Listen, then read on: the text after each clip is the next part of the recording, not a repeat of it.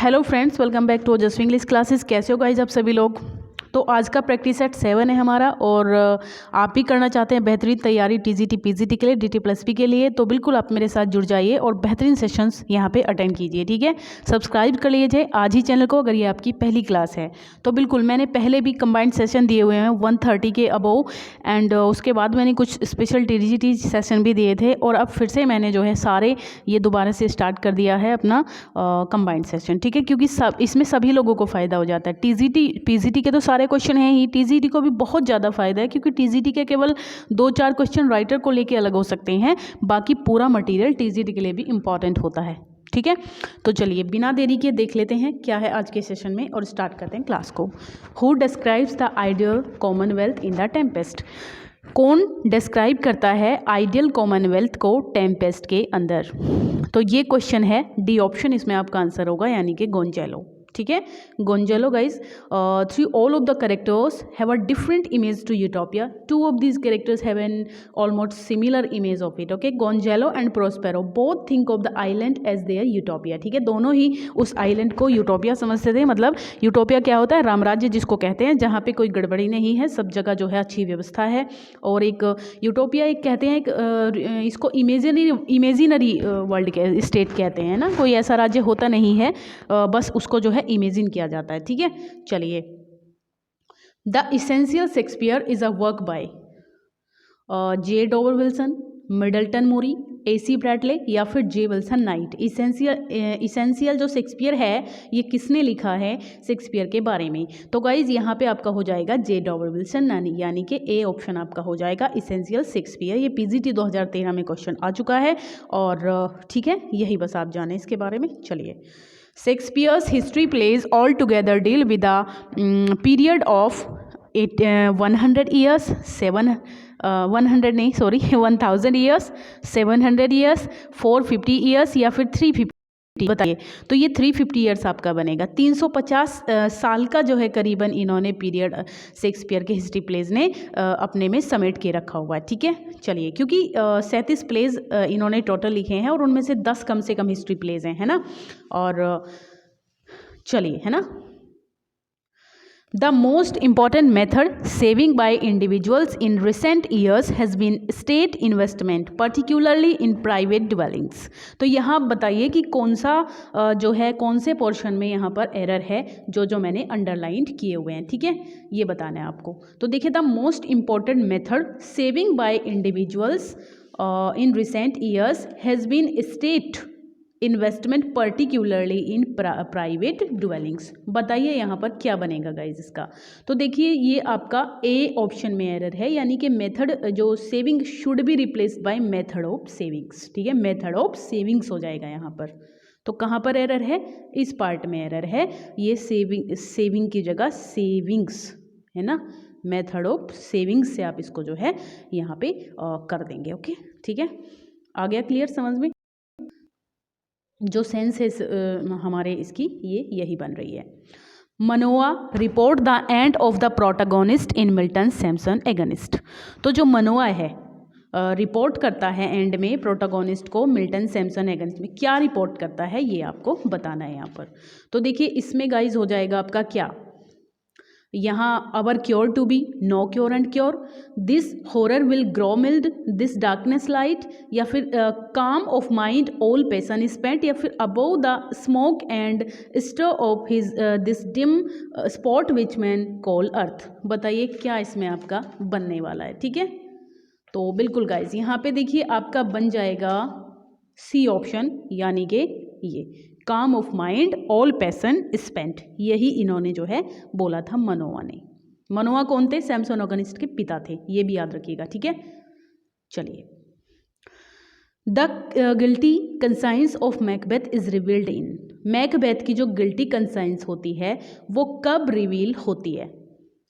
तो यहाँ जो है बैंकेट सीन में होती है, बी कोई दिक्कत नहीं है, बैंकेट सीन में होती है, जब वहाँ पे बैंकों का भूत दिखाई देता है उसको, है ना। बैंकों का भूत जो है सिटिंग है, सीट पे बैठा हुआ है बैंकेट में, टेबल में, कासल में, है ना। तो वहाँ जो है ये रिवील होता है। Macbeth utters his soliloquy tomorrow and tomorrow and tomorrow when. तो इस सोलिलकी को कब बोलते हैं, ये जो हमारे मैकबेथ हैं, ठीक है, इसमें आपको ये बताना है। तो ये बी ऑप्शन हो जाएगा, यानी कि he receive the news of the lady Macbeth's death. जब वो अपनी पत्नी की, अपनी वाइफ की डेथ के बारे में सुनते हैं तो वो इसके बारे में ये मतलब सॉलिलॉक्य वो बोलते हैं। ठीक है, बस यही हमारा हो जाएगा।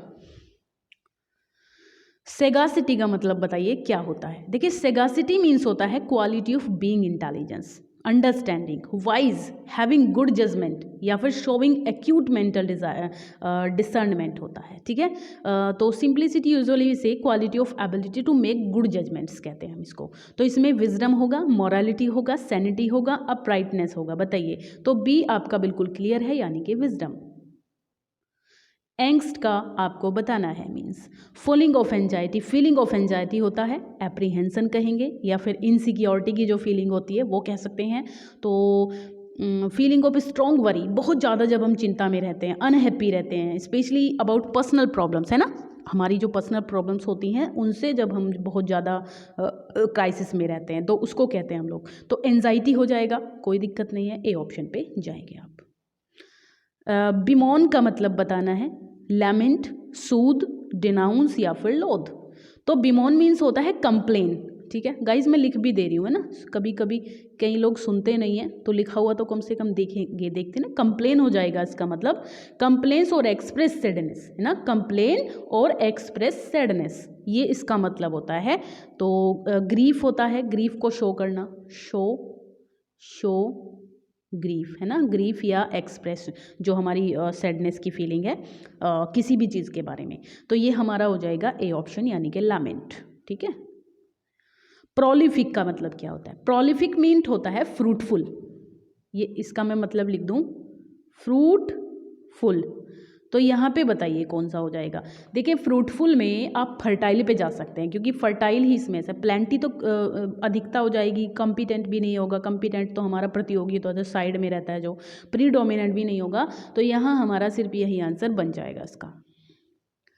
Find out the odd one pair, इसमें आपको ऑड वन पेयर फाइंड करना है। ओके, चलिए करिए फटाफट से। देखिए, एंडीमियोन है 1818 में, बिल्कुल करेक्ट है, कोई दिक्कत नहीं है। ठीक है, कोई दिक्कत यहाँ पर इसमें नहीं है। The pot of the basil 1820 बिल्कुल जॉन कीट्स का है। The eve of saint Agnes बिल्कुल ये भी राइट है, लेकिन ये यहाँ पे रॉन्ग है, ये जो हमारा डी ऑप्शन है ये रॉन्ग है, क्योंकि क्वीन मैप जो है वो 1813 में ही आई थी, बट ये पीबी शैली की है, समझ रहे हैं आप, ये पीबी शैली की है, तो इसलिए थोड़ी सी यहाँ पे मिस्टेक हो रही है, पीबी शैली। चलिए, Which of the following works is inspired by Shelley's discussed at the so-called Peterloo में से करेगा। ये पीटरसन कहाँ से हो गया, पीटरलूज मैसेकर, है ना। पीटरलू जो मैसेकर क्या होता है, बहुत ज़्यादा जब एक साथ नरसंहार हो जाता है उसको मैसेकर कहते हैं। तो द रिवोल्ट ऑफ इस्लाम में है, द मास्क ऑफ एनार्की है इससे जो है प्रभावित, या फिर ode to the west wind, या फिर प्रोमेथियस अनबाउंड, कौन सा होगा इसमें से। ठीक है, बताइए फटाफट से इसको, कौन सा इसमें आपका आंसर बन रहा है यहाँ पे। तो ये हो जाएगा बी ऑप्शन, यानी कि मास्क ऑफ अनार्की, है ना, अराजकता। वैसे भी अनार्की अराजकता होती है, तो इससे रिलेट कर लीजिए इसको, अराजकता में ही तो लोग ज़्यादा मरते हैं ना आपस में। Thou lovest but never knew love sad satiety, the line taken from, कहाँ से है ये लाइन। The love lost, la belle dame sans merci, ode on a Grecian urn, या फिर टू आ स्काईलार्क। तो ये आपका डी ऑप्शन बनेगा यहाँ पर, टू आ स्काईलार्क की लाइन है बिल्कुल। और इस पोयम में जो स्पीकर है वो इमेजिन करता है कि जो बर्ड है ना, can feel love but not the sad satiety. Okay, वो लव तो फील कर सकती है लेकिन सैडनेस नहीं वो फील कर सकती है। Okay, which of the following are fallacious evaluations of poetry according to Matthew Arnold the study of poetry. बताइए इसमें क्या होगा, contextual estimate, personal estimate, comparative estimate, या फिर हिस्टोरिक एस्टीमेट। इनमें से कौन सी जो द स्टडी ऑफ पोएट्री में मैथ्यू अर्नोल्फ का जो वर्क है ना, इसमें जो स्टडी ऑफ पोएट्री है तो उसमें कौन कौन सी यहाँ पे हमें मिलती हैं इवेल्युएशंस जो हैं वो क्या क्या मिलती हैं हमें पोएट्री की। तो देखिए यहाँ पर आपकी दो हो जाएंगी इनमें से, एक तो आपकी ये बनेगी बिल्कुल बी ऑप्शन, पर्सनल एस्टीमेट बनेगा जो पोएट्री के अंदर, एक सेकेंड, जो पोएट्री के अंदर होता है, और एक आपका बनेगा शायद हिस्टोरिक, ठीक है, हिस्टोरिक, कंपैरेटिव और कंटेक्चुअल नहीं है, ये दोनों हो जाएंगे आपके बी और सी, बी और डी, है ना, बी और D. In which poetry does Arnold place himself in culture and anarchy. Culture and anarchy में आपको पता है कि उन्होंने 3 टर्म का यूज़ किया है, बारबरियंस, फिलिस्टाइंस, पॉपुलेस, या फिर जो कॉमन पीपल है उनको पॉपुलेस कहा है, फिलिस्टाइंस जो बहुत ही एक तरीके से, बारबरियंस जो थोड़े अनसिविलाइज्ड, और फिलिस्टाइन थोड़ा आपका सिविलाइज से रिलेट करता है यहाँ पे। तो इन्होंने जो है किस में रखा है अपने आप को, तो यहाँ आपका बनेगा बी, यानी कि फिलिस्टाइंस में इन्होंने अपने आप को रखा है। ओके, मिडिल क्लास मेंबर में फिलिस्टाइन, सॉरी मिडिल क्लास है ना, और जो बारबरियंस हैं वो काफ़ी जो सिविलाइज्ड लोग होते हैं उसमें रखा है इन्होंने, तो ये हमारा हो जाएगा Philistines. Harold Skimpole in Bleak House is a caricature of Leigh Hunt, William Hazlitt, Charles Lamb या फिर थॉमस डे क्विंसी। तो बताइए हेरोल्ड स्किम्पॉल जो है, इस नाम का जो कैरेक्टर है ब्लीक हाउस में, किसका है ब्लीक हाउस? डिकन्स का है, ठीक है, ये आपको जानना चाहिए, डिकन्स का है बिल्कुल।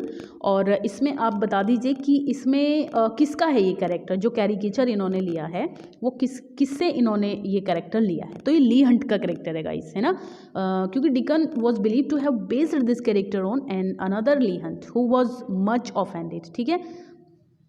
इन्होंने फर्स्ट नैरेटिव पोएम अपनी लिखी थी, तो उसी में इन्होंने जो है इस तरीके से रखा था इसको, तो यहाँ हमारा क्या बनेगा? ली हंट, ए ऑप्शन पे जाएंगे। अच्छा, फ्लेजिटियस का मतलब बताना है, मतलब क्या, ये ए जो लिखा हुआ है ना मैंने, ये एंटोनिम के लिए लिखा हुआ है, तो आप थोड़ा सा याद रखें इसको, एंटोनिम बता दीजिए मुझे फ्लेजिटियस का, ठीक है। चलिए गाइज, बिल्कुल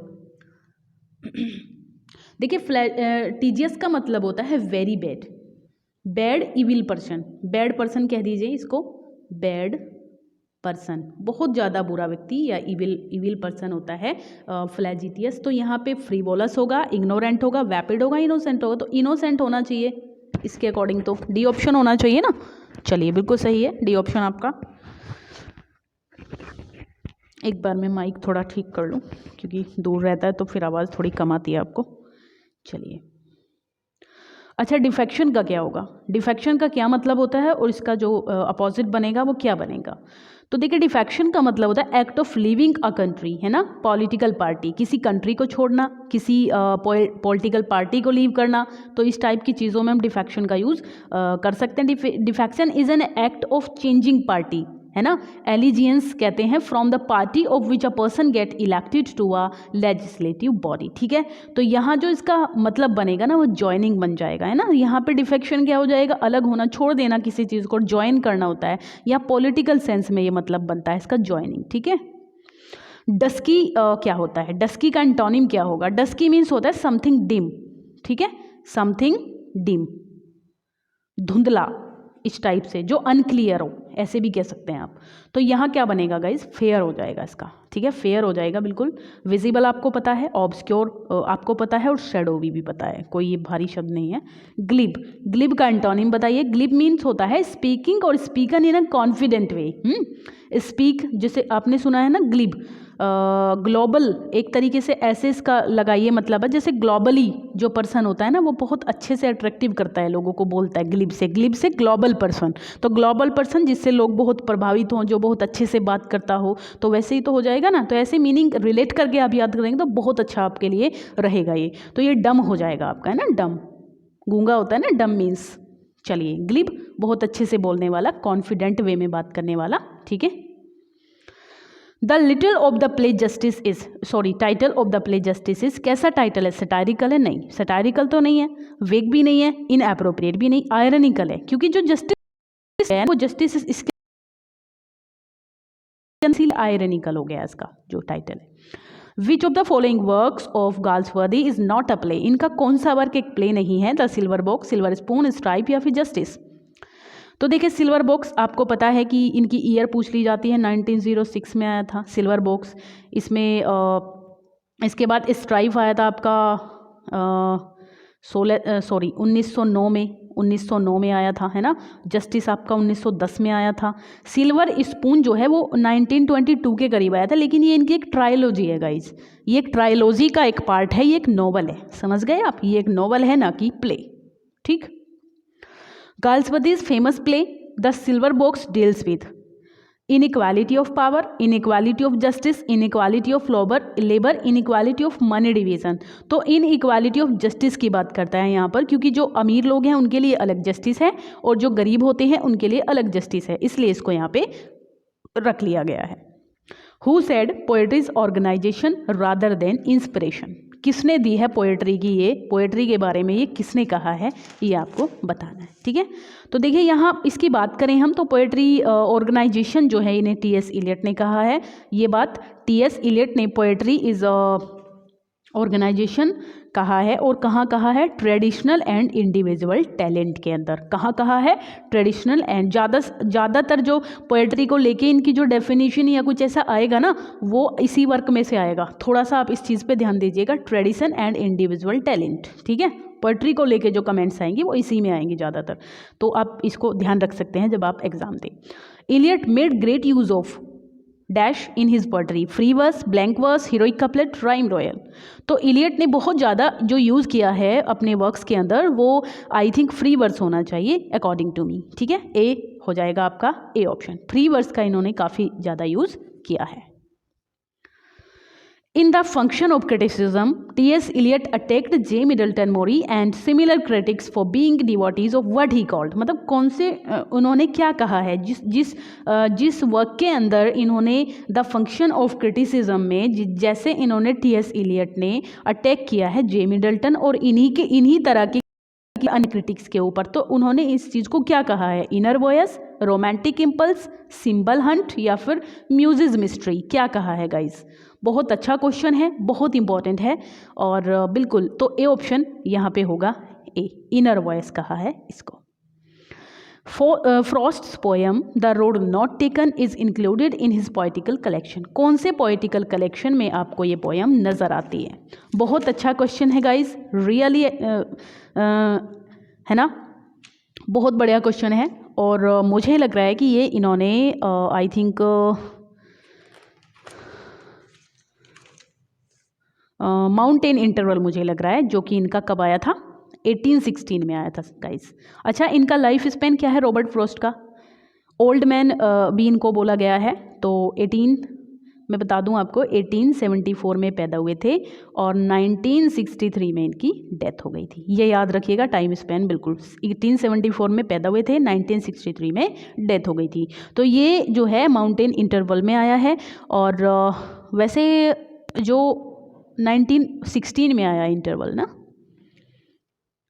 ठीक है चलिए। अच्छा, बॉयज़ विल आई थिंक ये 1913 में है, नॉर्थ ऑफ बोस्टन 1914 के करीब है ये 19 क्यों कह रही हूँ 18 में गाइज, 18 आप बताते नहीं हो, बताओगे कैसे, लाइव तो हो नहीं आप, है ना।